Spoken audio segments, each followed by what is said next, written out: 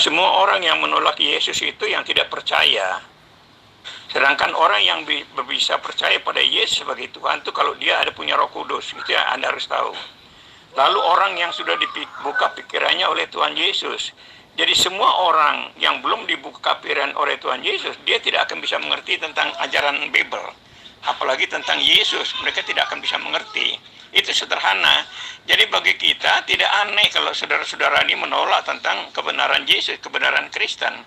Karena memang kalian tidak akan ngerti. Kalian belum keluar dari selubung yang menutupi pikiran kalian. Itu harus dibukakan oleh Tuhan Yesus sendiri. Bahkan ada kehadiran Roh Kudus untuk Anda bisa percaya kebenaran tentang Yesus. Karena kebenaran tentang Yesus itu tidak mudah untuk dipahami begitu saja. Apalagi dengan akal manusia yang sudah rusak di Taman Eden.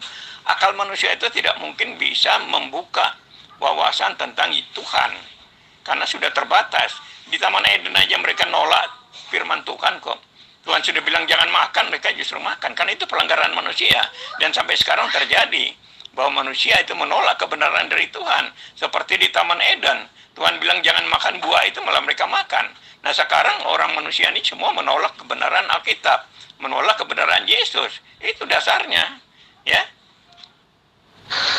Jadi kalau tidak menggunakan akal untuk memahami konsep Tuhan, lalu apa yang kita gunakan untuk memahami konsep ketuhanan Yesus?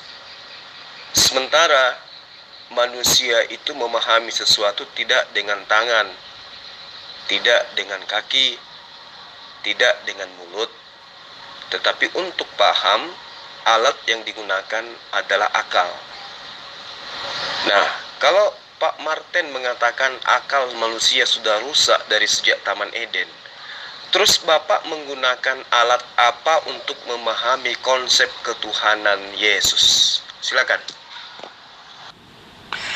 Di dalam Ibrani 11 ayat 6, di sana dikatakan tanpa iman itu tidak berkenan kepada Tuhan. Ya, tanpa iman Tuhan tidak berkenan kepada manusia itu. Ya. Jadi harus pakai iman. Itu makanya saya ngomong tuh bukan dengan otak saya, ini bukan pengertian saya sendiri. Saya selalu berbicara itu berdasarkan firman semua. Ya. Nah, kenapa harus dengan iman? Dari Ibrani 11 ayat 6, itu karena memang sudah rusak di Taman Eden. Anda lihat ya, Tuhan bilang semua buah pohon di taman ini jangan kau makan buahnya, karena kalau pada hari yang kau makannya pastilah kau mati. Kan itu firman Tuhan sendiri. Tapi apa yang terjadi? Lalu mereka makan kan? Itulah rusak. Tuhan larang, mereka melawan. Nah itu yang dibawa sampai sekarang, sehingga semua orang lalu melawan kebenaran. Yesus datang dengan kebenarannya ditolak. Karena memang akal itu sudah rusak, tidak bisa percaya hal-hal yang rohani, tidak bisa percaya hal-hal yang dari Tuhan. Makanya di dalam Ibrani 11 ayat 6 mengatakan tanpa iman tidak berkenan kepada Allah. Itu dasarnya itu karena memang akal manusia sudah rusak. Jadi tanpa iman itu manusia tidak akan bisa mengenal Yesus. Seperti kalian ini kan menolak semua tentang Yesus. Malah sangat merendahkan Yesus. Memang kita maklum. Karena Anda pakai akal yang terbatas. Dan itu Bible sudah mengatakan itu. Ya gampang kan? Lalu yang keduanya, hanya oleh Roh Kudus manusia bisa mengenal Yesus. Roh Kudus itu tuntunan roh yang dari Tuhan sendiri membuat orang bisa mengerti. Makanya kalau kalian menyangkali, kita tahu karena Anda tidak punya Roh Kudus, Anda tidak punya iman kepada Tuhan yang benar. Sehingga Anda tidak bisa mengerti tentang siapa Yesus. Apa itu kebenaran Bible, Anda nolak semua. Itu aja ukuran kita gampang. Makanya kalau saya dialog dengan Anda ini nggak sulit, saya punya dasar. Itu karena pertama itu. Kalian tidak punya iman kepada Tuhan Yesus. Karena kalian berdasarkan akal. Yang menurut orang Kristen itu akal sudah rusak di Taman Eden. Tuhan bilang jangan makan, malah akal suruh makan. Itu buktinya ya. Itu jual kira-kira gambarannya supaya saya pertanggungjawabkan apa yang saya nyatakan ini. Baik, Pak Pendeta Martin Ali, saya sangat berterima kasih atas sanggahan Bapak. Cuman pada intinya dari semua pembahasan yang Bapak jawab tentang pertanyaan saya, jika misalnya ketuhanan Yesus itu tidak dipahami dengan menggunakan akal, maka harus dipahami dengan iman. Gini loh Pak, kata iman itu adalah murni sebuah kata yang berasal dari Al-Quran, tidak berasal daripada kata yang tertera di dalam kitab original teks kitab Bapak.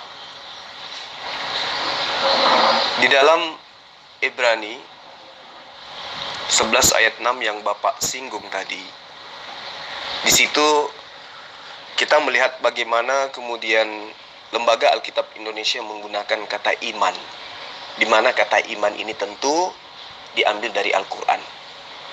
Saya ingin bertanya kepada Bapak, apakah iman itu menurut Bapak?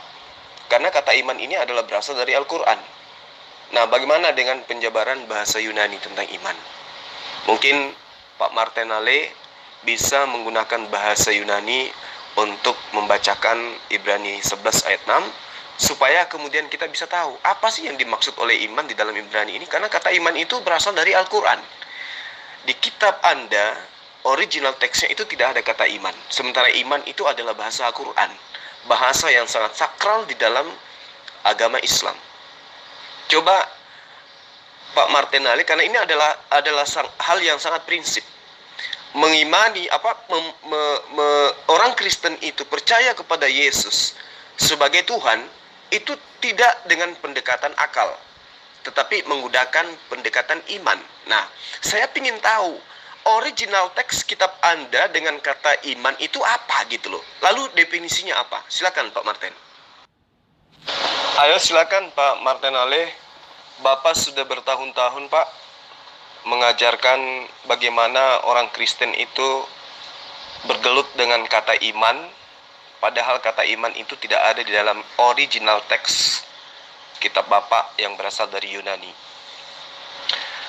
Saya ingin Pak Martenale itu jujur ya, bahwa ketika Anda menggunakan pemahaman untuk supaya orang itu bertuhan kepada anak Maria bernama Yesus, tidak boleh menggunakan akal. Karena akal menurut orang Kristen itu sudah rusak dan tidak bisa dipercayai lagi. Nggak bisa dijadikan tolak ukur benar salahnya sesuatu dengan menggunakan pendekatan akal. Lalu kemudian akal Anda coba menggantikannya dengan kata iman. Iman ini adalah kata yang berasal dari Quran, tidak ada di luar daripada Al-Quran. Adapun kemudian nyantol di kitab Bapak itu hanya terjemahan bahasa Indonesia. Saya ingin tahu yang menggantikan posisi akal menurut konsep iman Anda secara asal usul itu apa?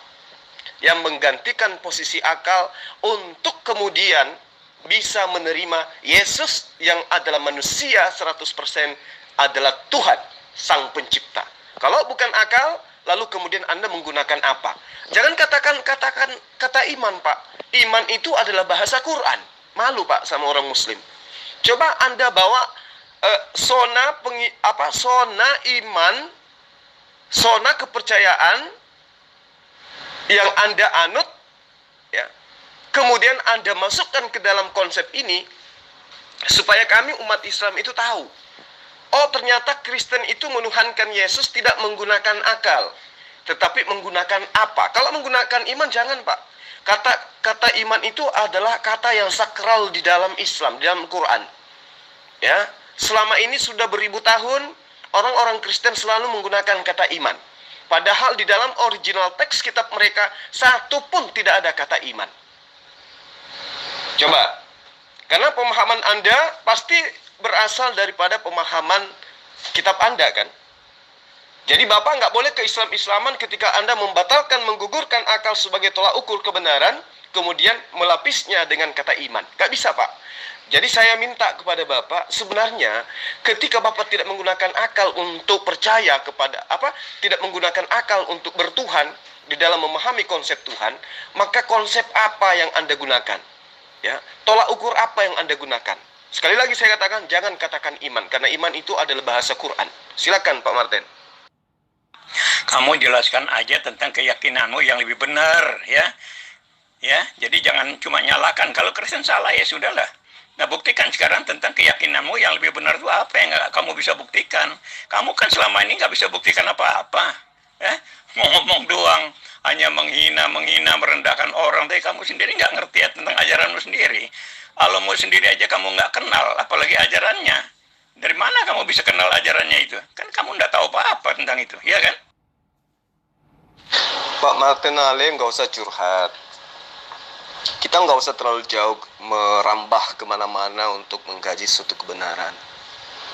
Ya, kalau Pak Martin mengatakan kebenaran itu tidak dilihat dari pemahaman pendekatan akal, lantas kemudian Anda mengatakan itu hanya bisa dengan menggunakan iman, maka saya akan menggugat Bapak, karena kata iman itu adalah kata yang sangat sakral di dalam Al-Quran. Dan itu tidak ada kata itu, dan tidak ada kata iman itu di dalam kitab Bapak.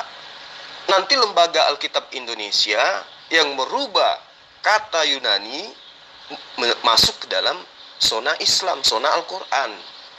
Nah, sebagai pendeta yang selalu mengajak orang-orang menyembah kepada Yesus, ketika Anda tidak menggunakan akal menuhankan Yesus, tetapi Anda menggunakan kata iman untuk menutupi kata ganti akal, maka yang menjadi pertanyaan saya adalah, iman menurut Islam itu jelas adalah amal, bisa juga berarti ketenangan, bisa juga keyakinan hati, serta tidak adanya ketakutan. Itu yang dimaksud dengan kata iman secara luas. Nah, kalau Anda tidak menggunakan akal, lalu kemudian mencoba menutupi dengan kata iman, Bapak keliru. Karena kata iman itu adalah sumbernya dari Quran. Nah, menurut original teks kitab Bapak itu apa? Ya, di Ibrani 11 kan yang tadi Anda jadikan sebagai acuan, tetapi tanpa titik-titik tidak mungkin orang berkenan kepada Allah. Di terjemahan 2018, tanpa titik-titik tidak mungkin menyenangkan Allah. Nah, ini Allah juga ada, kata Allah juga ada di dalam kitab Bapak. Itu juga nanti Anda harus bertanggungjawabkan gitu loh.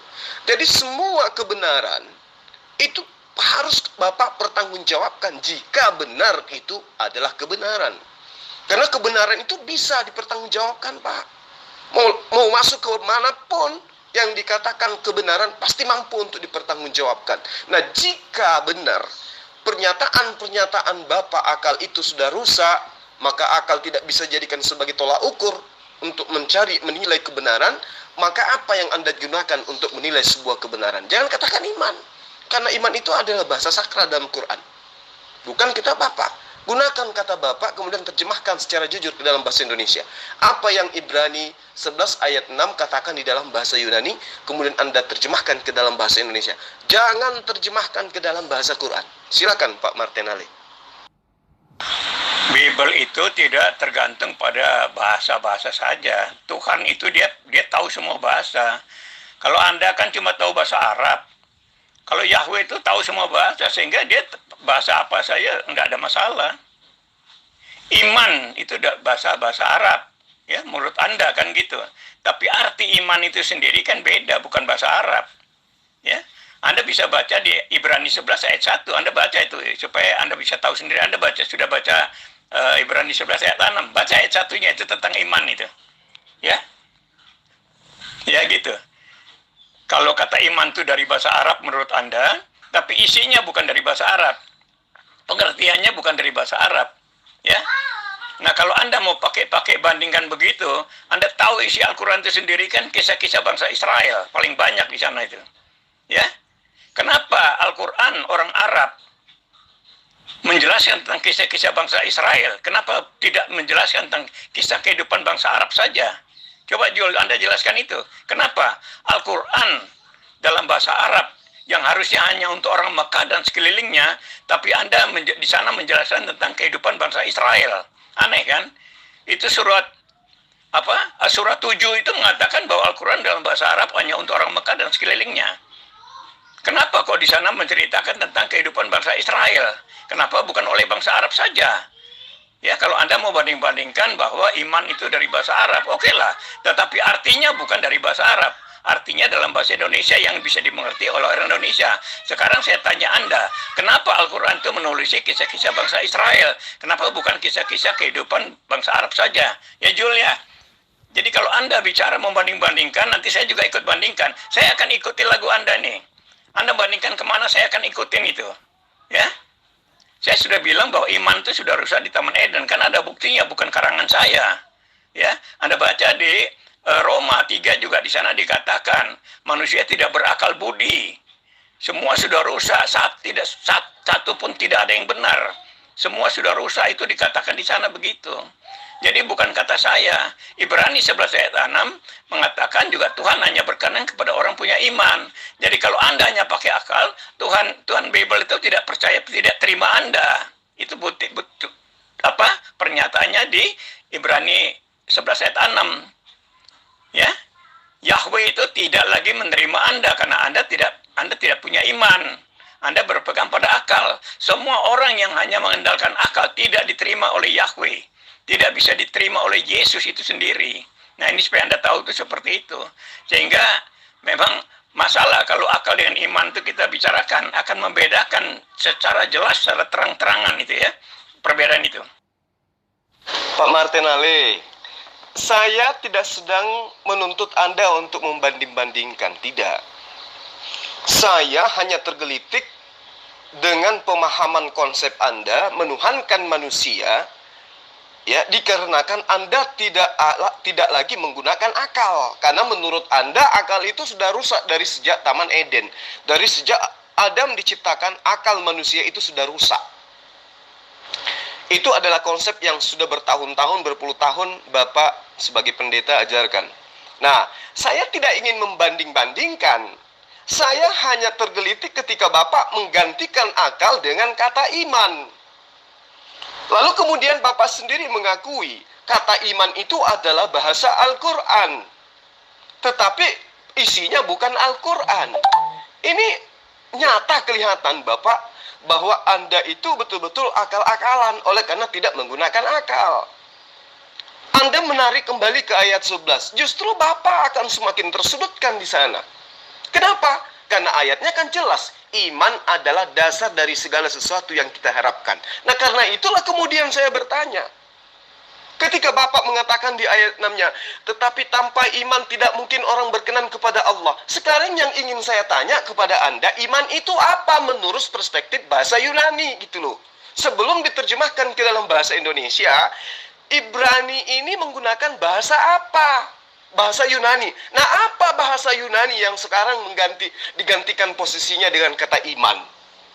Sementara kata iman itu bahasa Quran. Bukan bahasa Indonesia, tetapi bahasa Al-Quran. Yang karena setiap hari disebutkan oleh mayoritas umat Islam, maka seakan-akan kata iman itu masuk ke dalam bahasa Indonesia. Nah, ini yang perlu Pak Lamsenio Pak Martinale jelaskan gitu loh. Karena menurut pemahaman umat Islam, iman menurut konsep kaidah Islam dan juga kaidah Quran itu adalah bahasa Arab, bahasa Quran. Boleh diartikan sebagai amanah, boleh diartikan sebagai ketenangan, boleh diartikan sebagai keyakinan, ya, atau bisa juga sebagai kekuatan. Anda boleh baca di surah Al-Baqarah ayat 143 misalnya. Bagaimana kemudian kata iman itu terurai dengan jelas. Jadi kalau Anda mengatakan iman itu bahasa Quran, tapi isinya tidak, Bapak keliru. Justru isinya itu dituangkan di dalam Al-Quran, kata iman itu, Pak. Innamal mu'minuna alladhina idza dzukirallahu wajilat qulubuhum wa idza tuliyat 'alaihim ayatuhu zadatuhum imana wa 'ala rabbihim yatawakkalun. Justru dalam Al-Quran itu iman itu dijabarkan. Nah, sekarang ketika Anda membatalkan akal sebagai filter untuk membedakan antara baik dan buruk dengan kata iman, maka lucu kedengarannya. Karena kata iman itu berasal dari Quran. Nah, coba Anda pede, percaya diri dong. Sebagai pendeta yang suka mengajak orang menyembah kepada manusia bernama Yesus. Bapak harus mempertanggungjawabkan gitu loh. Ketika Al-Quran menggugat kata iman di dalam kitab Anda, yang Anda jadikan sebagai acuan untuk menggantikan posisi akal, untuk memahami kebenaran Tuhan, maka Anda pun harus menjelaskan kata iman itu sebenarnya adalah kata apa di dalam bahasa Yunani, yang mana adalah kitab Anda berasal dari sana. Ini yang perlu Bapak jelaskan kepada kita yang ada di sini gitu loh. Bapak jangan malu. Apa sih arti daripada pesto poinou euti dalam bahasa Yunani? Terjemahkan ke dalam bahasa Indonesia. Jangan Anda mengganti posisi akal dengan kata iman, lalu Anda keluarkan iman. Karena kitab Anda sudah masuk ke dalam ranah penerjemahan ke dalam bahasa Indonesia. Lalu kata iman nyantol di dalamnya. Ini loh Pak, sebuah kebenaran, saya ingatkan lagi sekali lagi, sebuah kebenaran harus mampu dipertanggungjawabkan. Nah, kalau Anda punya kebenaran, coba Anda pertanggungjawabkan dengan menggunakan kitab Anda secara percaya diri. Jangan ngambil kitabnya orang. Jangan ngambil kata-kata prinsip dalam iman orang, dalam kepercayaan orang. Malu Pak, malu. Kalau Anda punya kebenaran, artinya Anda sudah diajari konsep tatanan kebenaran dari kitab Bapak, bukan dari kitab terjemahan. Silakan Pak Martinale. Nyimak antara Zulkifli, Mambas, dan Martinale. Nyimak. Iman adalah dasar dari segala sesuatu yang kita harapkan dan bukti dari segala sesuatu yang tidak kita lihat. Ya, artinya iman itu percaya kepada Tuhan yang tidak kita lihat itu. Artinya percaya saja kepada Tuhan. Itu konsep Kristen. Itu iman. Jadi kalau Anda mau berpegang pada akal, ya silakan aja. Tapi orang Kristen tidak percaya lagi sama akal. Makanya tanpa Tuhan, akal itu sudah rusak. Makanya dunia ini kan kacau. Anda lihat di dunia ini orang-orang kan pintar, bukan bodoh. Profesor, doktor tuh berkelimpangan di mana-mana itu. Namanya profesor doktor yang abal-abal, yang benar, yang murni, itu banyak itu. Tapi manusia tetap kacau. Orang bunuh-bunuhan, apa bunuh-bunuhan itu bagus? Ya, orang bunuh-bunuhan itu bagus. Coba di mana yang orang suka bunuh-bunuhan itu di mana coba? Yang paling banyak itu. Ya, itu karena akal semua. Akal lalu manusia musuh-musuhan, bunuh-bunuhan. Itu karena akal.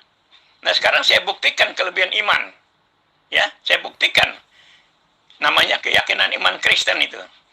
Tuhan ajarkan supaya kita mengasihi sesama manusia. Kasihilah Tuhan Allahmu dengan segenap hatimu, dengan segenap kekuatanmu, dengan segenap jiwamu, dengan segenap akal budimu. Seluruh kehidupan kita ini, seluruhnya itu diserahkan kepada Tuhan. Percayakan kepada Tuhan. Lalu hukum yang kedua, kasihilah sesama manusia seperti dirimu sendiri. Itulah dari kedua hukum ini terletak seluruh hukum Taurat dan kitab para nabi. Ya, itu ayat yang penting. Anda catat kata-kata saya ini supaya Anda belajar dari yang benar dari Bible itu. Mengasihi Tuhan dengan segenap hati, mengasihi sesama manusia. Jadi kalau Anda belum bisa mengasihi sesama manusia, Anda belum jadi umat Tuhan. Itulah iman. Makanya iman itu bergantung seluruh hukum Taurat dan kitab para nabi. Jadi seluruh itu ada pada iman itu sendiri, yang mengasihi Tuhan dan mengasihi sesama manusia. Makanya bagi Tuhan, Bible, Tuhan Yahweh atau Tuhan Yesus tidak akan menerima orang yang hidupnya hanya dengan akal saja. Harus dengan iman. Karena hanya dengan iman manusia bisa mengasihi Tuhan dengan sepenuhnya dan bisa mengasihi sesama manusia dengan sepenuhnya. Dia bisa mengampuni yang musuh, bisa mengampuni orang yang bersalah padanya, bisa mengampuni, memberkati orang yang menganiaya sekalipun. Itu iman. Kalau akal nggak bisa, Jol. Akal itu musuh dibunuh. Jol. Akal itu orang kafir itu dibunuh. Nggak mungkin orang kafir itu diselamatkan, nggak mungkin. Tetapi dengan iman Kristen, musuh harus diampuni. Tidak boleh balas kejahatan dan kejahatan, ya. Tapi dengan kebaikan. Itu iman, bedanya iman Jul dengan akal Anda. Ya, perhatikan penjelasan saya ini supaya Anda tahu. Itulah iman. Iman itu mengampuni musuh. Tidak balas kejahatan dan kejahatan. Karena dia percaya sepenuhnya dengan kekuatan jiwa, kemampuan akal budi, semua percaya kepada Tuhan. Itu iman. Lalu di iman itu dibuktikan dalam kehidupannya dengan mengasihi mengasihi sesama manusia, tidak memusuhi sesama manusia, tidak membenci sesama manusia, tidak memfitnah sesama manusia, tidak menghina sesama manusia, tidak mendiskriminasi sesama manusia. Itu iman yang nyata, bukti. Jadi Anda bisa bedakan dengan akal Anda itu, Jol, ya. Sekarang saya kupas supaya Anda ngerti itu, ya. Anda kan dari dulu kan melawan saya soal akal ini kan. Nah sekarang saya telanjangi Anda dengan pengertian ini. Anda buktikan di mana hebatnya akal Anda itu. Iman saya sudah bisa buktikan bahwa kita harus mengasihi musuh. Tidak boleh balas kejahatan dengan kejahatan. Itu mengasihi sesama manusia siapapun dia. Karena kesalahan manusia itu akan Tuhan yang menyelesaikan. Itu iman. Bukan kita yang menyelesaikan. Bukan kita yang menghakimi sesama manusia. Tapi Tuhan sendiri yang akan menghakimi, makanya kita percayakan dengan iman. Tuhan yang akan menyelesaikan, bukan kita. Kalau kita menyelesaikan setiap masalah bermusuhan dengan orang, itu bukan iman, itu akal. Jelas, Jul, ya? Coba Anda pelajari dulu dengan baik supaya tidak terjebak di dalam pemahaman yang keliru itu. Ciptaan Tuhan dengan manusia adalah akal, di mana akal manusia mengangkat derajat manusia di bawah, di atas daripada makhluk-makhluk lainnya. Justru Kristen menganggap akal itu adalah sesuatu yang rusak. Dan ini fatal. Kenapa fatal? Karena Anda mendudukkan akal ini sebagai racun.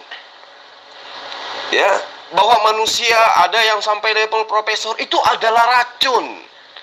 Bahwa Anda sudah bisa menggunakan VN, menggunakan HP, itu adalah racun. Akibat daripada Adam makan buah ilmu pengetahuan baik dan buruk, efeknya kemudian akal serta-merta Anda kutuk, sehingga mendudukkan akal itu sebagai hal yang membuat manusia itu terhina. Anda sedikit menyinggung tentang bunuh-bunuhan. Buka mata Bapak, yang membuat senjata untuk alat bunuh-bunuhan siapa? Yang menjajah di negara ini siapa? Mereka yang mengambil kitab Al-Quran, mendudukkan kitab Al-Quran di dalam kitab mereka dengan menggantinya dengan kata iman. Paham maksud saya kan, Pak? Ya, begitu indahnya kata iman, begitu indahnya kata yu'minu, begitu indahnya kata amanah, diambil dari Al-Quran, kemudian menggantikan posisi akal di dalam kitabnya orang Kristen, dalam konsep imannya orang Kristen. Maka muncul pertanyaan, ketika Bapak membatalkan esensi akal sebagai tolak ukur kebenaran dan yang menghantar manusia menemukan Allah dengan akal pikirannya dengan menggunakan kata iman, maka Anda ditertawakan oleh umat Islam. Karena umat Islam itu mendudukkan iman di atas daripada akal. Artinya, ketika umat Islam berbicara mengenai akal, maka definisi yang terurai kemudian adalah ilmu. Artinya, pengetahuan, pemahaman, yang mana pemahaman ini kemudian diolah oleh akal, lalu kemudian kebenarannya diimani sepenuh hati. Bukan iman dulu baru diakal-akali, bukan. Di dalam konsep Islam, iman itu posisi kedua. Yang pertama adalah akal. Ketika Rasulullah Muhammad SAW datang mengajarkan tentang la ilaha illallah, tidak sekonyong-konyong umat Islam kala itu menerima, tapi diurai dulu dengan ilmu, dengan akal. Barulah kemudian orang-orang Quraisy, orang-orang jahiliyah kala itu menerima ajaran Rasulullah Muhammad SAW. Yang kalau adalah mereka menyembah dewa-dewa, menyembah banyak Tuhan, kemudian Muhammad SAW datang dengan juga mengajarkan banyak Tuhan, minimal 3 Tuhan, maka percuma mereka menjadi Islam. Karena Tuhan yang mereka sembah dengan Tuhan yang Islam ajarkan, Muhammad ajarkan, sama aja. Tetapi karena mereka sebelum beriman menggunakan akal, menelaah penjabaran Rasulullah Muhammad SAW, barulah mereka beriman. Nah, sekarang muncul Kristen, ya, menggunakan kata iman di dalam kitab mereka dengan menggantikan akal sebagai pondasi penegak tombak kebenaran sesuatu, atau cara menemukan Allah, cara menemukan Tuhan itu menggunakan akal. Allah yang benar, Tuhan yang benar itu menggunakan akal. Maka kemudian kata akal, ya, Anda gantikan karena kata akal itu, karena akal itu menurut Anda adalah hal yang justru membuat manusia rusak. Sehingga yang menjadikan Apa yang Anda jadikan sebagai acuan kemudian adalah iman. Nah, lucu Pak, lucu. Kata iman itu berasal dari Quran. Saya tidak sedang ingin membandingkan. Saya hanya ingin tahu, ya, apa yang bisa menggantikan kedudukan posisi akal selain daripada kata yang Anda ambil dari Quran, yaitu iman. Coba, sementara iman di dalam ajaran agama Islam itu posisinya kedua. Berilmu, beriman, baru beramal. Tidak imani saja, baru diakal-akali. Gitu loh Pak. Jadi kembali pada pertanyaan saya ingin tahu, di dalam original teks kitab Bapak, sebelum Anda mengambil kata iman dari Quran, itu sebenarnya di Ibrani 11 itu menggunakan kata apa Pak? Coba Anda terangkan. Saya itu Jul, mendengar Anda dari lawan debatmu, dari statement saya. Sebenarnya kalau saya melihat Anda di grup sebelah, bagaimana Anda mempertikaikan tentang Alkitab, Anda itu seringkali mengatakan ayat yang pertama itu palsu, ayat yang kedua tidak. Padahal penulis yang sama, Injil yang sama, penulis yang sama, orang yang sama. Tapi Anda mengatakan ayat yang pertama atau pasal yang pertama, kamu katakan itu adalah kitab palsu. Sementara di kitab yang sama, kamu menggunakan juga. Makanya kalau saya jumpa dengan orang seperti itu, saya langsung tidak melayani. Kenapa?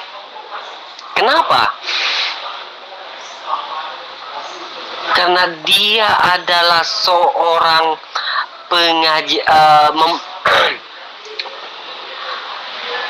pengajar palsu. Karena suka mengatakan yang satu palsu, yang kedua tidak palsu. Saudara kalau mau bantu Pendeta Martinale, silakan dibantu. Jangan membawa pembahasan baru. Nanti Anda kocar-kacir lagi kayak beberapa hari yang lalu. Ya. Kenapa kitab Anda itu ada sabda Yesus di dalamnya, ada firman Tuhan di dalamnya, ada karangan manusia biasa di dalamnya? Karena penulisnya bukan nabi. Penulisnya bukan nabi. Karena penulisnya bukan nabi, maka penulisnya bukan rasul. Paham? Lukas bukan nabi, Yohanes bukan nabi, Matius bukan nabi, Paulus bukan nabi. Wajar ketika karangan-karangannya masih terdapat sabda-sabda Yesus di dalamnya. Al-Quran pun mengatakan demikian, bahwa kitabnya Yesus, kitabnya para nabi sudah dirubah-rubah. Jadi orang-orang yang mempelajari kitabmu harus bisa tahu, ini adalah karangan, ini adalah sabda. Nah, itu pun kedudukan sabda di situ, itu bukan untuk dijadikan sebagai iman oleh orang Islam, tidak. Tetapi digunakan untuk meyakinkan orang Kristen bahwa Yesus itu adalah utusan Tuhan. Bahwa Tuhan itu hanya satu dan dia tidak berubah menjadi makhluk. Gitu loh. Kalau saya mengatakan ayat pertama adalah palsu, ayat kedua adalah asli, itu tidak pernah. Saya hanya mengatakan ayat sisipan, ayat tambahan, ayat karangan. Asli palsu itu tidak berlaku bagi kitabmu.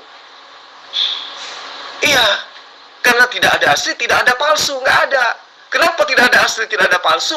Karena kitabmu itu hanya terjemahan. Kalau dikatakan palsu, memang palsu kan? Karena terjemahan, bukan kitab suci. Ya, bukan firman Tuhan. Kalau dikatakan asli, ya lebih parah.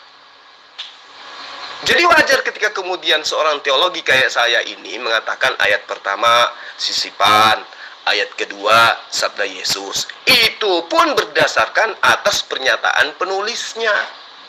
Lukas 1 ayat 1. Baiklah Topelius yang mulia, aku akan menyusun, aku akan menulis berdasarkan atas hasil penyelidikan. Nah tuh, berarti tulisan-tulisan mereka bukan firman Tuhan, tapi hasil penyelidikan. Jadi kalau Anda ingin membantu Pak Martinale sekarang, justru saya berdiskusi dengan Pak Martin untuk membuktikan kitabmu itu adalah kitab gado-gado. Ayo, Ibrani, iman adalah, iman adalah, iman adalah. Sementara kata iman itu iman adalah kata yang berasal dari Quran. Nah, coba Anda menggunakan pendekatan bahasa Yunani, bahasa Greek. Ya. Apa yang seharusnya di situ tertulis sebelum menggunakan kata iman? Kata apa yang tertulis di situ? Supaya Anda bisa membantu Pak Martinale yang sudah terang-terangan mengatakan umat Kristen tidak percaya kepada akal sehat.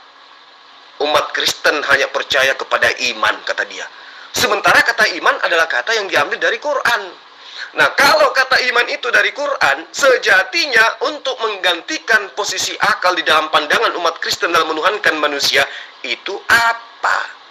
Untuk mencari jawabannya, lihat kitabmu secara original teks. Ya, coba Anda lihat, bantu Pak Martinale, nggak usah melebar kemana-mana, kawan. Anda nggak usah repot-repot lah. Kan intinya yang Anda katakan ini kan Islam pakai akal, Kristen pakai iman, gitu aja kan intinya. Lalu Anda mau cari-cari kesalahan dengan iman bahasa Arab. Ada juga yang bilang, oh orang Kristen tidak boleh pakai kata iman. Itu kan berarti kan Anda mulai mau keluar itu. Tapi mari kita fokus tentang akal dan iman, karena ini penting itu. Anda bilang iman itu nomor 2 di dalam Islam. Oke lah, bagi orang Kristen iman itu pertama. Tanpa iman 11:6 ya, Ibrani 11:6. Tanpa iman Tuhan tidak berkenan. Itu beda dengan Tuhan Allah Subhanahu wa taala itu, Jul. Jadi Allah Subhanahu wa taala itu mengutamakan akal sehat. Yahweh, Tuhan Yesus itu harus berdasarkan iman. Karena Ibrani 11 ayat 6 mengatakan tanpa iman tidak berkenan kepada Tuhan. Jadi di situ kita berbeda sudah, Jul ya. Kita sudah berbeda di situ.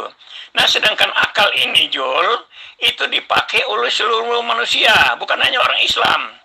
Akal itu dipakai oleh semua manusia. Yang percaya Tuhan, yang nggak percaya Tuhan itu semua berpegang pada akal. Itu loh, Jul.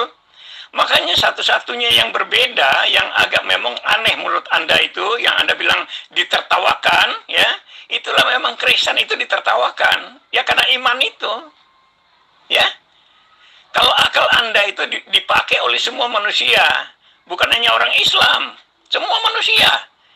Mereka nggak tahu, kalau Anda kan masih nomor 2 kan iman. Kalau manusia kafir itu, yang tidak mengenal Tuhan itu, yang sesat itu, mereka tidak punya iman, tapi mereka pakai akal. Jadi kalau Anda mau banding-bandingkan, Jul, orang Kristen itu hanya dengan iman yang menuntun akal. Karena akal itu sudah rusak, kalau nggak dituntun oleh iman, akal itu akan tetap rusak, menghasilkan kerusakan di muka bumi ini. Makanya saya kasih contoh, banyak orang-orang pintar di dunia ini, profesor, doktor sekalipun, tetap kekacauan itu terjadi. Kalau Anda bilang penjajah itu Anda anggap sebagai Kristen, Anda harus tahu bahwa Belanda itu bukan Kristen ya, itu negara Belanda, ya, yang ada orang Kristennya, bukan seperti Islam, negara Islam itu bukan. Yang menjajah itu Belanda itu negara, bahkan mereka lebih condong kepada ateis malah, ya. Jadi bukan orang Kristen, tapi penginjilnya ada di dalam, dan mereka sampai di Indonesia mereka menginjili. Jadi di sini jelas, Jul, bahwa Anda nomor 2 kan iman, orang Kristen nomor 1 kan iman. Itu bedanya di situ. Dan saya bisa buktikan bahwa akal manusia itu tidak hanya oleh orang Islam. Orang semua yang tidak mengenal Tuhan pun pegang pada akal. Nah itu bedanya dengan Kristen, makanya Anda katakan ditertawakan. Justru karena itu Pak Martinale, Anda harus berhadapan dengan saya dengan menggunakan kitab Anda. Apa kitab Anda? Lihat secara tekstual proof. Apa yang diajarkan dengan menggunakan bahasa originalnya, gitu loh. Anda ingin menabrak akal dengan menggunakan kata iman.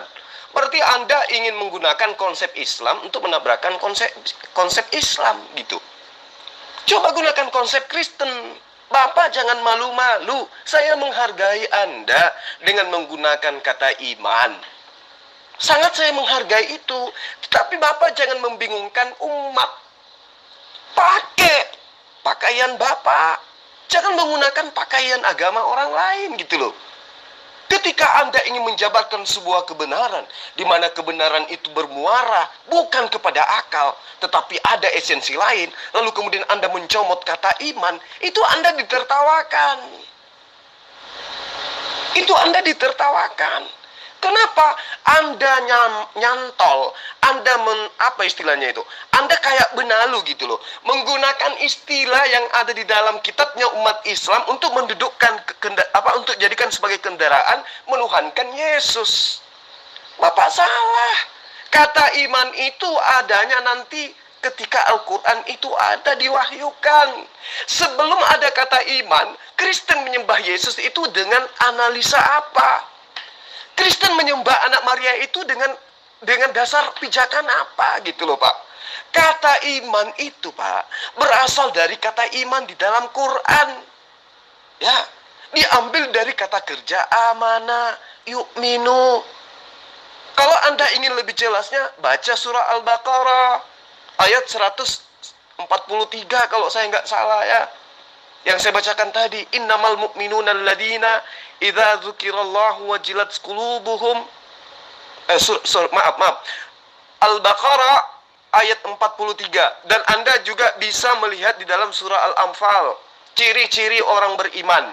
Apa iman itu bisa Anda lihat di surah Al-Anfal. Jadi maaf, bukan Al-Baqarah, tetapi definisi daripada kata iman Anda bisa lihat di Al-Quran surah Al-Baqarah ayat 143. Ya, itu yang perlu Tuan Pak Martinale pahami dengan baik. Jadi Bapak bisa melihatnya di sana Pak. Apa itu iman menurut Al-Quran? Jadi tidak asal-asal. Jika kemudian Anda kewalahan dengan mengatakan bahwa oh tidak bisa, harus begini dan begini. Tidak bisa Pak Martin, nggak bisa. Anda harus menggunakan kitab Anda untuk mendudukkan keyakinan Anda tentang Yesus.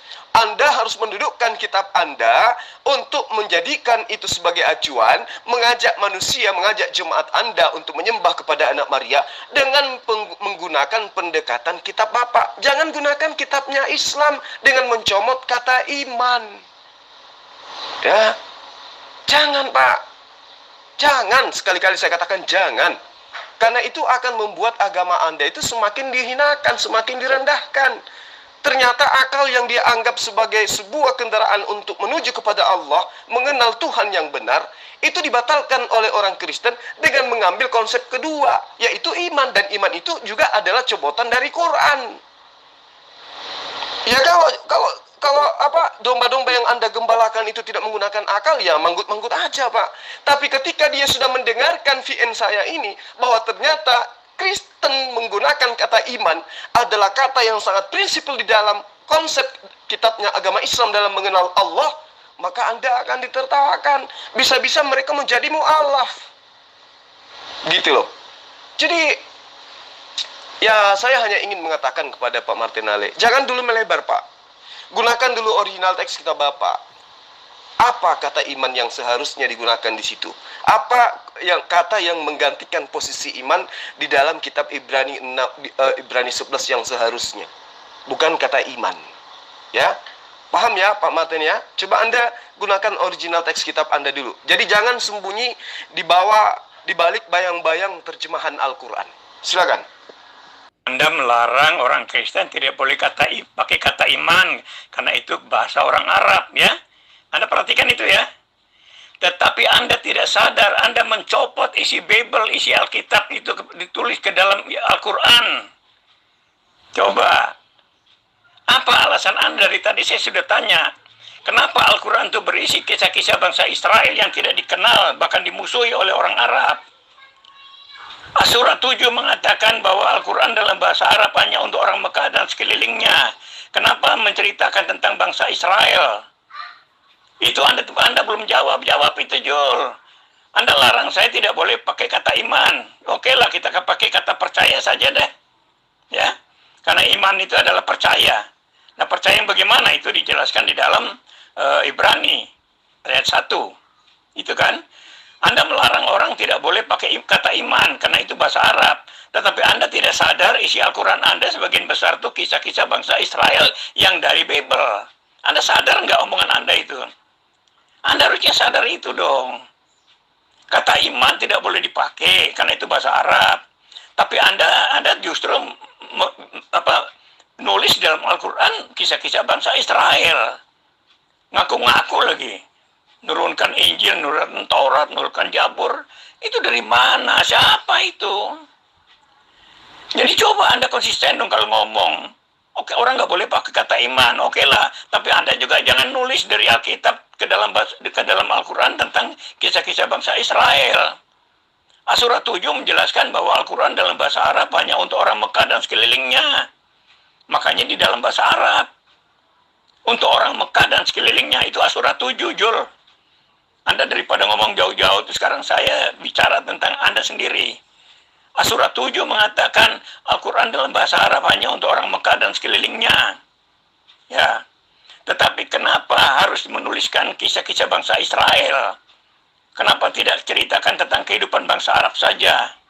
Itu juga coba Anda renungkan itu, supaya Anda tidak mengklaim sendiri bahwa kata iman itu adalah bahasa orang Arab, tidak boleh dipakai yang lain. Itu kan terlalu tuh. Jadi gini Pak Pendeta Martin, ya saya mendengarkan film Anda itu berulang karena saya ingin cari poinnya di mana gitu loh. Jadi gini, saya tidak melarang Anda menggunakan kata iman. Saya hanya tergelitik dengan pernyataan Bapak yang mengatakan bahwa akal bagi orang Kristen adalah racun. Ya, akal tidak bisa digunakan untuk mencari Tuhan. Akal manusia itu sudah rusak sejak dari Taman Eden, berarti sejak Nabi Adam. Berarti keturunannya semuanya rusak akal. Berarti akal tidak bisa dijadikan sebagai alat untuk memfilter, untuk menemukan apa yang benar di mata Tuhan. Tetapi yang Anda dudukkan kemudian menggantikan akal adalah iman. Sementara iman ini adalah kata yang berasal dari Quran. Ya. Nah, kalau kata yang menggantikan kedudukan akal Anda ambil dari Quran, ini lucu Pak. Karena Al-Quran itu nanti ada di abad ke-6. Nah, apa yang menjadi dasar landasan orang-orang Kristen sebelum Islam datang? Sebelum Al-Quran diwahyukan? Apa yang menjadi dasar pijakannya orang Kristen di dalam menggantikan kedudukan akal, menyembah kepada Tuhannya? Menjadikan anak Maria yang dikandung 9 bulan, menjadi bayi, anak-anak, dan seterusnya. Lalu kemudian dituhankan. Dengan menuhankan dia, tentu tidak menggunakan akal, tapi iman, kata Bapak. Nah, saya ingin tahu, kata iman yang mengambil posisi akal ini di dalam kitab Bapak itu apa bahasa original teksnya, gitu loh. Itu yang ingin saya tahu, supaya Anda tidak menyembunyikan sesuatu di balik kata iman yang adalah milik umat Islam. Apa sih kata iman di dalam original teks? Maksud saya, apa sih kata dalam original teksnya yang kemudian diterjemahkan dengan kata iman? Itu yang perlu Bapak pahami dengan baik. Kemudian Anda mengatakan, kenapa Al-Quranmu itu hanya menjelaskan tentang kisah-kisah masa lalu? Karena yang berfirman di dalam Al-Quran itu adalah Allah. Yang berfirman kepada Abraham, yang berfirman kepada Musa, yang berfirman kepada Yakub, yang berfirman kepada Yesus. Itu yang Anda harus pahami. Al-Quran datang meluruskan semua apa yang dibengkokkan, apa yang dibelokkan, apa yang disesatkan oleh orang-orang terdahulu. Yang berfirman kepada Abraham adalah Allah subhanahu wa ta'ala. Yang berfirman kepada Musa adalah Allah subhanahu wa ta'ala. Yang berfirman kepada Yesus adalah Allah subhanahu wa ta'ala. Yang berfirman kepada Muhammad sallallahu alaihi wasallam adalah Allah subhanahu wa ta'ala. Meskipun di dalam pengajaran-pengajaran nabi-nabi sebelumnya, mereka tidak mengenal kata Allah dalam perspektif pendekatan bahasa. Mereka mengenal El-Gibar, mereka mengenal El-Olam, mereka mengenal El-Roy, mereka mengenal El-Lion. Dia mengenal Yahweh Sebaot, Yahweh Sama, Yahweh Rohi. Terus kemudian mereka mengenal Elohim, mereka mengenal Shalom, mereka mengenal Yahweh MKDS dan seterusnya. Tetapi itu merujuk kepada pribadi yang sama, yaitu Allah. Anda harus tahu, Allah itu adalah bahasa Semitik. Bahasa Arab, Pak. Bahasa Semitik kok ada 3. Sudah pernah saya jabarkan ini. Ya. Dan konyol kalau pendeta sekelas Bapak nggak tahu.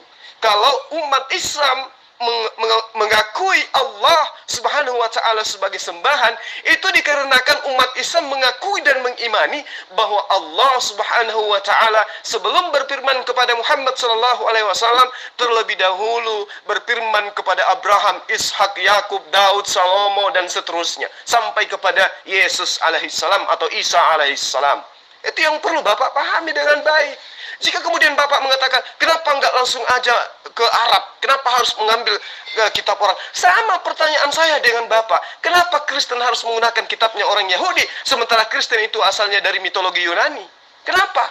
Kenapa harus mengambil terjemahan orang dalam bentuk secara tidak resmi, ngambil kitabnya orang Yahudi, masuk dalam kitab Bapak? Itu yang perlu Anda pahami. Lalu kemudian Anda mencoba mengambil surah tadi surah Asy-Syura ayat 7 ya. Di sana dikatakan wa kadzalika auhayna ilaika qur'ana arabiyyan litunzira ummal qura. Lalu ingat Pak, apa kata lanjutannya? Wa man haulaha wa tunzira yaumal jam'i la raiba fi. Ngerti enggak? Al-Quran itu diwahyukan kepadamu dalam bahasa Arab agar engkau memberikan peringatan kepada penduduk ibu kota Mekah dan penduduk negeri-negeri di sekelilingnya, serta memberi peringatan tentang hari berkumpulnya yang tidak diragukan adanya. Ini yang perlu Pak Martin Nale pahami. Al-Quran itu diwahyukan untuk Muhammad SAW dan juga untuk seluruh umat manusia. Ya, dia menjelaskan Al-Quran itu untuk seluruh umat manusia. Dia diutus untuk seluruh umat manusia. Jadi Pak Martin Nale, ya, kembali kepada materi kita. Apa sih kata iman itu sebelum digunakan di dalam kitab Bapak? Gak usah malu-malu Pak, sebutkan aja. Saya bukannya melarang menggunakan kata iman. Cuman ketika Anda menggantikan posisi akal, maka ya Anda harus menunjukkan original teks kitab Bapak, apa sih sebenarnya kata yang digunakan oleh kitabnya Bapak, kemudian mengambil kata iman di dalam Al-Quran. Silakan. Surat 7 tidak bilang seluruh. Anda jangan ngarang-ngarang dah. Tidak benar loh, nambah-nambah ayat itu nggak benar itu. Oh itu di situ surat 7 itu hanya untuk orang Mekah dan sekelilingnya. Kok ada nambah-nambah untuk seluruhnya dari mana, Jol? Anda mulai terjebak kan, makanya jangan ngelantur sana sini deh. Ya, kita kan bicara soal iman dan akal. Sudah saya jelaskan iman apa dasarnya. Itu sudah saya jelaskan. Anda nyalakan soal menggunakan kata iman. Lalu saya bilang kenapa Anda pakai kisah-kisah bangsa Israel ditulis dalam Al-Quran. Itu di situ kan Anda terjebak sendiri kan. Makanya kalau ngomong tuh dipikir dulu, Jul. Orang tidak boleh pakai kata iman. Tapi Anda menulis kisah-kisah bangsa Israel dari Bible kepada Al-Quran. Itu ngaku-ngaku bahwa Allah berfirman kepada Abraham, mana ada. Anda nggak bisa buktikan itu. Anda bisa buktikan dari mana? Kalau Anda itu baru ada di abad ke-7 bersama dengan Al-Quran. Tidak ada buku lain yang mengatakan Allahmu ada sebelum Al-Quran. Itu yang sulit Anda jelaskan, itu akan sulit. Kalau Anda mau lari-lari sana-sini itu akan sulit itu. Ya, Allahmu sendiri baru ada bersama Al-Quran pada abad ke-7. Itu loh. Jadi kalau Anda mulai ngarang-ngarang lain itu masalah semua itu. Apalagi dengan akal. Kalau orang pakai akal, Jol, ya, pakai akal itu harus ada bukti yang konkret. Itu kalau bicara akal. Itu harus konkret. Tidak bisa hanya percaya-percaya saja. Ya. Orang pakai iman Anda salahkan. Anda mau bangga dengan akalmu, tapi akalmu sendiri tidak konsisten. Ternyata pernyataan Allah itu tidak masuk akal. Bagaimana dia baru ada di abad ke-7 bicara kepada Abraham? Itu kan tidak mungkin, mustahil kan? Apalagi berdasarkan akal. Nggak mungkin, Jul, berdasarkan akal bisa percaya sama hanya kata-kata seperti itu. Anda terjebak sendiri nanti itu, sudahlah. Kalau Anda bicara akal, Anda akan sulit menjelaskan tentang Allah Subhanahu wa Ta'ala. Itu Anda akan sulit sekali menjelaskan tentang Allah Subhanahu wa Ta'ala. Karena itu di luar akal, ya. Itu Anda akan sulit di sana itu, ya. Pendeta Martin. Wa kadzalika auhayna ilaika qur'ana arabiyyan litunzira ummatul qur'a. Lalu dikatakan wa man haulaha wa tunzuriya yaumal jam'i la raiba fih. Itu original teksnya, Pak. Saya sudah membacakan kepada Bapak. Ya. Kata-kata yang sudah jelas seperti ini juga pun Bapak ingkari. Ya toh? Padahal di situ sudah jelas dikatakan wa man haulaha wa tunzira yaumal jam'i la raiba fih. Dan penduduk di sekelilingnya.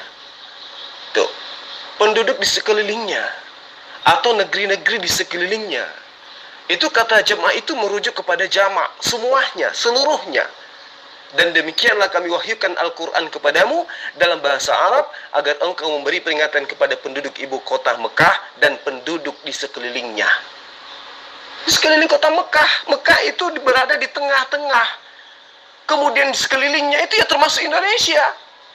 Itu kalau Bapak memahami secara ayat, memahami secara pendekatan Quran. Nah, lalu kemudian Anda mengatakan, oh tidak, itu hanya tidak ada kata-kata. Anda itu tidak paham Quran. Paham kitab Anda saja tidak. Untuk mengajak jemaat-jemaat Anda saja menyembah Yesus, Anda harus petantang-petenteng ngemis dari kata-kata iman. Iya kan? Coba Anda lihat dalam surah Al-Jasiyah ayat 20. Apa yang diwahyukan oleh Allah di sana? Dikatakan di sana, haza basairu linnasi wa hudaw wa rahmatul lil qaumil yuqinun. Ya, Al-Qur'an ini adalah pedoman bagi manusia. Ngerti manusia kan, Pak? Kalau Al-Qur'an dikatakan haza basairu linnas, berarti Al-Quran itu petunjuk, Al-Quran itu pedoman, Al-Quran itu jalan keselamatan dan hidup bagi seluruh umat manusia. Itu ayatnya ada dalam surah Al-Jathiyah ayat 20. Bapak hanya memahami Asy-Syura ayat 7, Asy-Syura ayat 7. Islam itu dibangun oleh Al-Quran, di mana Al-Quran itu ditujukan kepada seluruh umat manusia. Hadza basairu linnas wa hudaw wa rahmatul liqaumin yuqinun. Berarti Al-Quran itu adalah petunjuk, adalah pedoman bagi seluruh umat manusia. Itu loh Pak Martinelli. Terus kemudian Anda mengatakan, kenapa dalam Al-Quran itu menggunakan cerita-cerita? Lah, itu Allah yang berfirman. Sang pencipta itu yang berfirman kepada utusannya. Ketika Anda mengatakan Allah Subhanahu wa ta'ala itu ada nanti pada saat Al-Quran diwahyukan, Anda salah. Itu karena Anda tidak paham. Itu karena Anda sudah mentok dengan menggunakan kata iman di dalam agama Anda. Padahal sebenarnya kata iman itu berasal dari Quran. Ya, jadi kalau sudah kebelet ya kayak gitu, menyalah-nyalahkan Allah. Karena di dalam kitab Anda tidak ada dijelaskan kata iman itu. Nanti diterjemahkan ke dalam bahasa Indonesia, barulah kemudian ada kata iman. Jadi gini loh Pak Martin.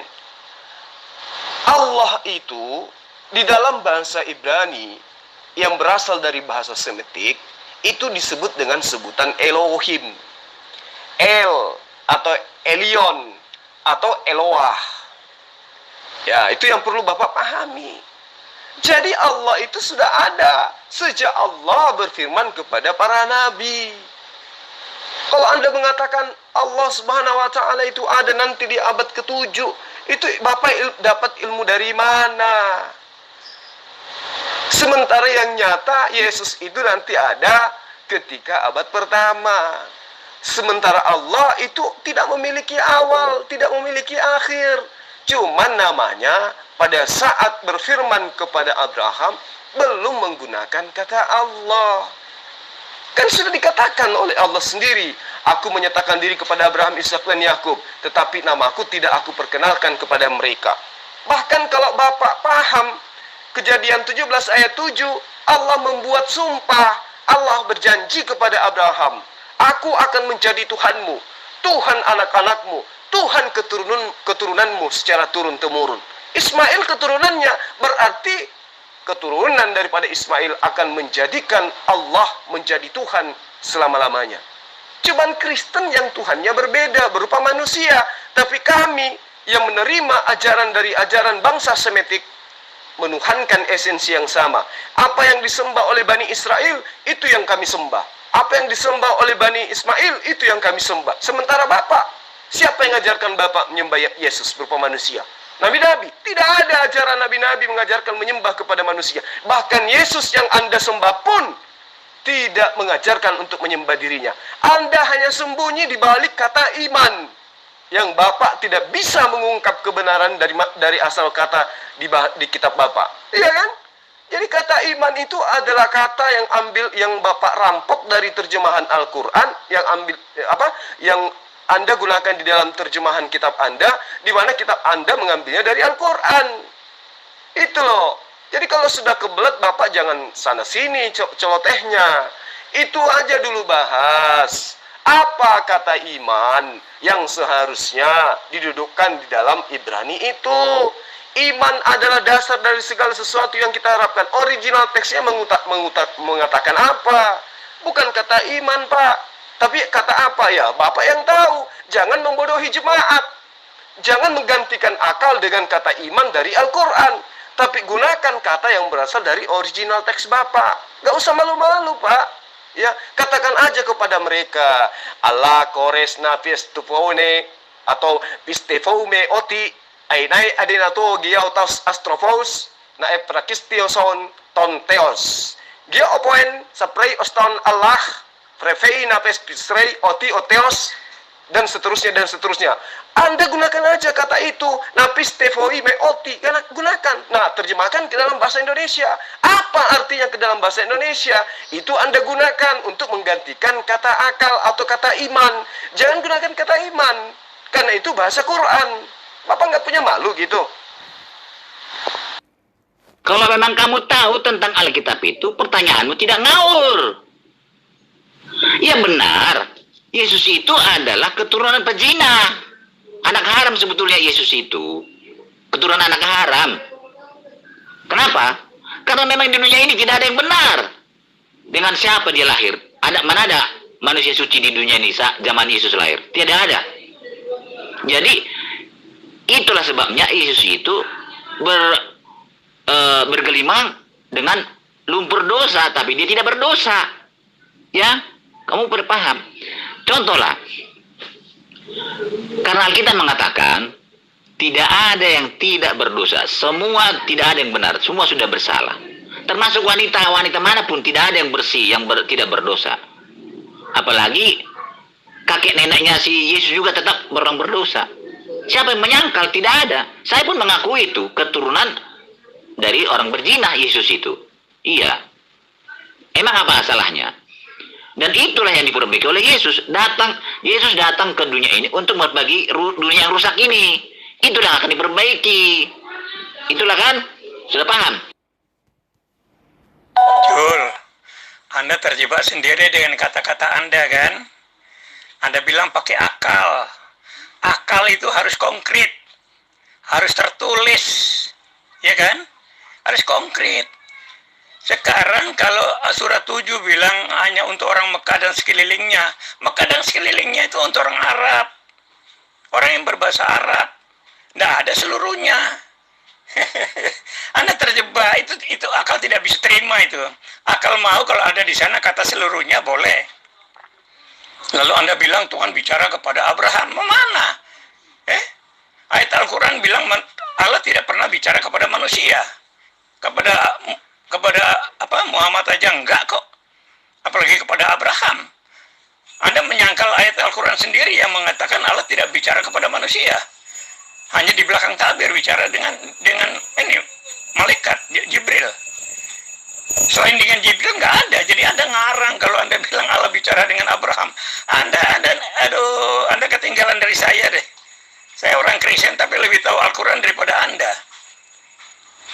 Allah Anda mengatakan tidak pernah bicara dengan manusia kecuali bicara dengan malaikatnya Jibril di belakang tabir. Kepada Muhammad aja enggak, apalagi mau bicara sama Abraham yang jauh sebelumnya. Lalu keduanya, tidak ada bukti.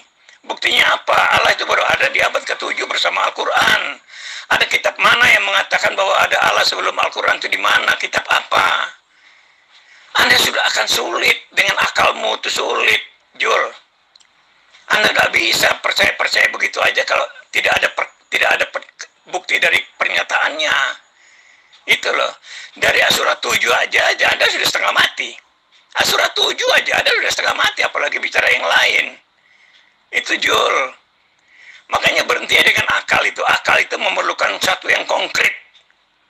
Kalau iman itu dia percaya hal-hal yang melampaui akal. Ya, seperti misalnya pertama yang Tuhan buat itu bangsa Israel keluar dari Mesir. Lalu laut terbelah. Ya, laut dibelah oleh Musa. Ya, itu hal yang melampaui akal. Anda harus percaya itu dengan iman. Kalau akal orang bilang bahwa ada orang Islam mengatakan bahwa itu kan kebetulan lautnya dangkal. Itu akal, karena dia paksakan dengan akalnya. Padahal Tuhan sudah menyatakan bahwa laut itu terbelah. Tentara Firaun dan Firaun tenggelam. Lalu Yesus sendiri mencelikakan orang buta, membuat orang lumpuh berjalan, ya, orang tuli mendengar, orang mati pun bangkit. Itu di luar logika, di luar akal. Jadi semua yang dijelaskan dalam Alkitab itu yang melampaui akal, Jul. Itu makanya orang Kristen harus pakai iman. Kalau pakai akal nggak bisa diterima. Itu makanya kalau kalian menolak Yesus, menolak Bible, tapi kalian sendiri nyontek dari Bible, itu yang bagaimana masuk akalnya, bagaimana? Anda bilang Alkitab itu tidak masuk akal, sudah palsu. Tapi dikutip juga masuk Al-Quran. Ini kalian tuh terjebak dengan kata kalian sendiri. Itu Jul. Jadi coba renungkan kembali baik-baik dah, ya. Anda renungkan kembali deh supaya nggak salah melulu. Anda tuh salah melulu. Surah 7 ada tambah-tambah. Tuhan Allah tidak pernah bicara dengan manusia. Anda bilang Allah bicara dengan Abraham. Kapan Allah Subhanahu wa taala bicara dengan Abraham itu kapan? Kepada Muhammad aja dia nggak mau bicara, kok apalagi dengan Abraham yang jauh ribuan tahun sebelumnya. Muhammad aja enggak kok. Ya. Itu coba Anda terjebak dengan omongan Anda. Anda hati-hati dengan saya karena saya lebih kritis dari Anda. Anda ternyata nggak kritis, Anda hanya bunyi aja gitu. Ya kan? Surah 7 Anda sudah salah dari situ. Tidak bilang seluruhnya, Anda bilang seluruhnya. Orang Makkah dan sekelilingnya. Bahasa Arab pasti hanya untuk orang Arab. Karena dia bicara bahasa sesuai dengan kaumnya. Karena tujuannya hanya kepada bangsa Arab, dia bahasa Al-Quran pakai bahasa Arab. Untuk orang Mekah dan sekelilingnya itu orang Arab. Anda jangan tambah seluruhnya karena nggak ada itu. Nah itulah seperti itu ya. Kalau Anda pakai akal, maka Anda terjebak aja di situ nanti. Kalau Anda tetap berpegang pada akal, maka banyak hal-hal yang tidak masuk akal yang Anda percaya. Padahal akal itu harus berdasarkan pada hal-hal yang konkret, yang nyata, yang tertulis. Harus tertulis di situ. Gitu loh. Jadi kalau hanya tafsiran-tafsiran seperti Anda tafsir, itu keliru, Jul. Itu tafsiran Anda itu makanya nanti bertentangan dengan yang lain. Makanya jangan nafsir-nafsirkan sendiri itu, jangan. Harus konsisten dengan tulisan yang ada gitu ya. Oke. Coba Anda lihat asbabul nuzul ayat itu. Ketika Allah berbicara wa kadzalika auhayna ilaika qur'ana, ini menceritakan tentang apa? Ya. Lalu kemudian Allah jelas mengatakan wa man haulaha wa tunzira yaumal jami'a la raiba fi. Ini bercerita tentang penduduk di luar daripada Mekah, yaitu penduduk yang berada di negeri-negeri di sekeliling Mekah. Dikuatkan oleh ayat yang saya bacakan kepada Anda. Hadza basairu linnas. Ya. Hadza basairu linnas wa hudaw wa rahmatul liqaumi yuqinun.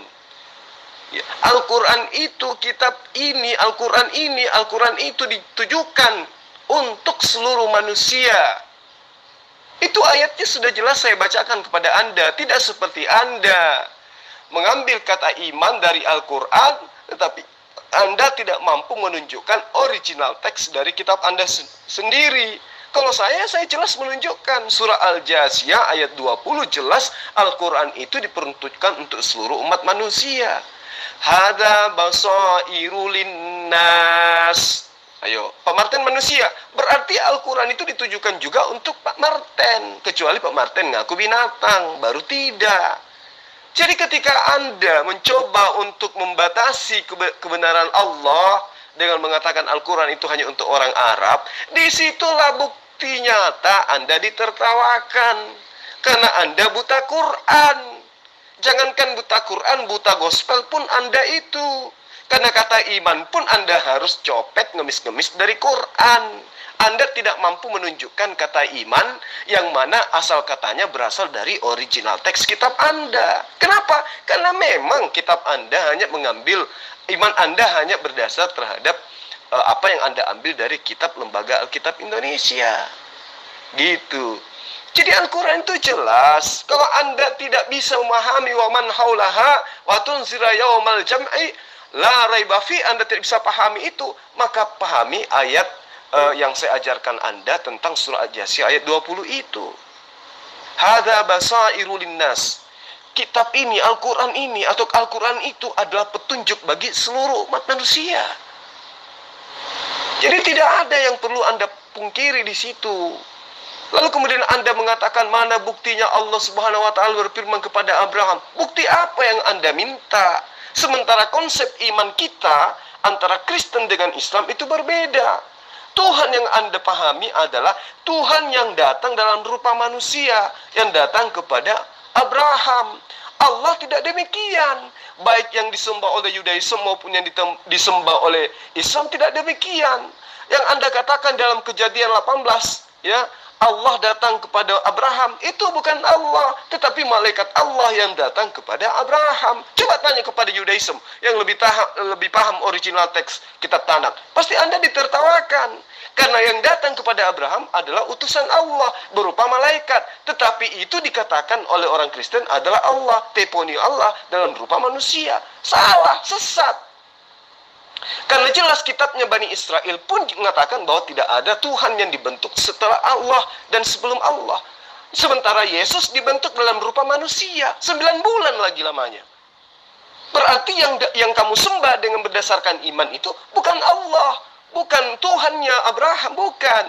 Tetapi ciptaan Allah yang memproses diri, yang diproses oleh Allah 9 bulan dalam rahimnya manusia, lalu kemudian kamu tuhankan, dan itu adalah Yesus. Dan untuk menutupi itu, maka Anda mengatakan akal jangan pakai, tapi imani aja dengan mengambil kata iman dari Quran.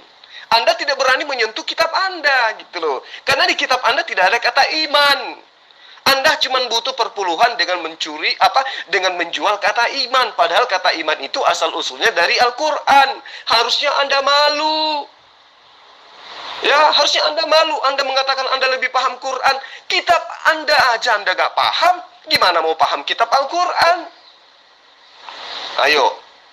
Islam mana yang mengatakan Al-Quran itu hanya untuk orang Arab? Islam mana yang memahami bahwa Al-Quran itu hanya untuk orang Mekah? Nggak ada. Kenapa? Al-Quran itu bukan cuma satu ayat. Kalau Anda tidak bisa memahami surah Asy-Syura, maka coba Anda ke ayat lain. Ya, coba ke ayat lain. Bahwa Al-Quran itu diciptakan, diwahyukan untuk seluruh manusia. Ya, bahwa Allah itulah yang menciptakan alam semesta. Kalau Anda mengatakan siapa saksinya Allah datang, itu Anda sedang menunjukkan identitas Anda. Bahwa Anda adalah pengiman pagan mitologi. Tuhan harus datang kepada manusia untuk menyatakan diri. Tidak. Tidak seperti itu, Pak Martin. Ya. Jadi Allah di dalam Yesaya 5 ayat 16 jelas dikatakan maha suci, maha tinggi, maha adil. Di dalam bahasa Arabnya disebut Subhanahu wa ta'ala. Berarti yang berfirman kepada para nabi adalah Allah yang berfirman kepada Muhammad sallallahu alaihi wasallam. Ketika Anda mengkiri itu berarti Anda buang Kejadian 17 ayat 7 bahwa Allah Elohim Abraham akan menjadi Eloh bagi keturunannya itu secara turun-temurun. Dan Ismail adalah anaknya. Ismail punya keturunan secara turun-temurun menyembah kepada esensi yang sama. Karena itu adalah sumpah dan janji Allah kepada Abraham. Gak bisa Anda pungkiri itu. Sementara Kristen nongolnya dari mana? Allah sudah diperkenalkan Yesus, sudah diperkenalkan Musa kepada Bani Israel dengan kata Eloah, dengan kata El, dengan kata Allah dan seterusnya, dan kata Yahweh atau mereka sebut dengan Adonai. Kemudian Kristen ini dari mana datangnya, Pak Martin? Mereka adalah ajaran yang disebarkan dengan menggunakan terjemahan kitabnya Bani Israel. Mereka ini asal-usulnya dari Romawi, Pak. Romawi menjajah tanah Yudea, di mana kekaisaran Romawi itu menganut pagan mitologi Yunani, yaitu Tuhan datang dalam rupa manusia. Dan itu adalah kemudian digantikan dengan nama Yesus, sehingga nama Isa atau Eso atau Yesua dipalsukan menjadi Yesus ke Yunani-Yunanian. Coba lihat suratnya Paulus, apa ada yang dikirim untuk orang-orang yang menganut Torah? Tidak ada, Pak. Apakah ada kitab-kitab Paulus dikirim ke Arab? Tidak ada. Cuma dikirim kepada penganut-penganut mitologi Trinitas, Efesus, Roma, ya, itu semua dikirim ke situ. Tidak ada dikirim ke Timur Tengah. Kenapa? Karena Timur Tengah punya konsep tersendiri, yaitu la ilaha illallah. Jadi ketika Anda mengatakan Anda paham lebih paham dari saya terjebak. Terjebak di mana? Anda yang tidak memahami. Anda hanya menggunakan terjemahan, sehingga dari terjemahan Al-Quran Anda memahami Al-Quran itu seperti pemahaman Anda. Sementara Al-Quran sendiri jelas mengatakan hasabasairun linnas. Al-Quran ini adalah pedoman bagi seluruh umat manusia. Jadi kalau Anda hanya menggunakan Asyura itu Anda hanya mencari pembenaran. Wa tunzira yaumal jami'a la raiba fi. Itu sudah jelas dikatakan. Ya, itu sudah jelas dikatakan. Tidak ada keraguan padanya, dan itu adalah petunjuk. Wa man haulaha, dan negeri-negeri sekelilingnya atau masyarakat-masyarakat atau penduduk-penduduk sekelilingnya. Itu yang perlu Anda pahami dengan baik. Oke, karena Pak Martinale tidak ada jawaban tentang kata iman di dalam original teks kitab mereka, jadi Pendeta Martinale yang telah menggugurkan akal sehat untuk menuhankan Yesus cukup dengan pinjam kata iman dari Al-Quran, itu sudah gugur. Kenapa? Karena di dalam original teks kitabnya itu ternyata tidak ada kata iman. Jadi ketika Pak Martin menggantikan posisi akal sebagai alat untuk mencari Allah, mencari Tuhan yang benar, dengan mengambil kata iman dari Al-Quran, ternyata beliau tidak mampu menunjukkan kata iman atau kata yang berasal dari kitab mereka yang kemudian mereka sebut dengan kata iman. Ini hal sepele, tetapi adalah hal yang sangat menentukan titik kebenaran mengapa mereka tidak menggunakan akal.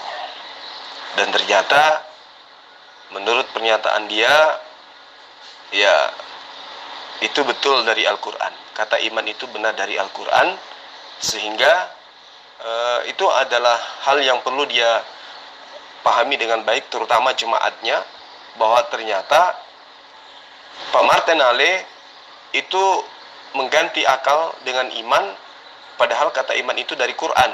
Harusnya menggunakan original teksnya, mengganti akal dengan apa gitu, sesuai dengan yang saya bacakan tadi dalam kitab mereka. Nah, karena Pak Martinale tidak bisa menunjukkan itu, akhirnya dia histeris loncat ke Al-Quran, surah Asyura, padahal dia tidak paham apa maksudnya. Lalu kemudian dia mencoba untuk memisahkan antara Allah dengan Elohim, padahal Bani Israel pun mengakui bahwa yang disembah oleh umat Islam itu adalah Tuhan yang sama, meskipun mereka tidak mengimani Al-Quran dan tidak mengimani Rasulullah Muhammad SAW. Tetapi mereka paham bahwa yang disembah oleh umat Islam itu adalah Eloh Israel. Nah, untuk itulah kemudian Pak Martinale, ini adalah PR buat Anda, supaya Anda lain kali cobalah untuk kembali berpikir jernih, bahwa Tuhan itu harus ditelaah dengan akal, lalu kemudian dengan iman dan pembuktian secara lahiriah, kan seperti itu. Jadi manusia itu harus menelaah kebenaran Allah, kebenaran Tuhan dengan menggunakan akal dan juga kitab suci, lalu kemudian diimani, lalu diamalkan gitu. Jadi jangan diimani aja, jangan langsung diimani. Kenapa? Karena kata iman itu adalah kata yang diambil dari Quran. Karena kalau Anda imani aja itu bahaya. Bara api, jika Anda imani saja itu adalah es batu atau batu es, itu bahaya, Pak. Bisa melepuh tangannya. Begitu juga dengan Yesus. Jika Anda tidak telah dengan akal, tetapi Anda asal iman saja, kalau mengambil kata itu dari Al-Quran, maka celaka. Ya, celaka Bapak. Dan itu kalau mengajarkan ke orang lain lebih celaka lagi. Untuk itulah kemudian saya katakan kepada Pak Martinale bahwa coba lain kali Anda jangan menggunakan kata iman untuk kemudian menggantikan posisi akal mencari Tuhan, tetapi Anda mengambil kata dari original teks kitab Anda supaya lebih jelas, supaya Anda jangan bingung. Ya, gitu Pak Martin.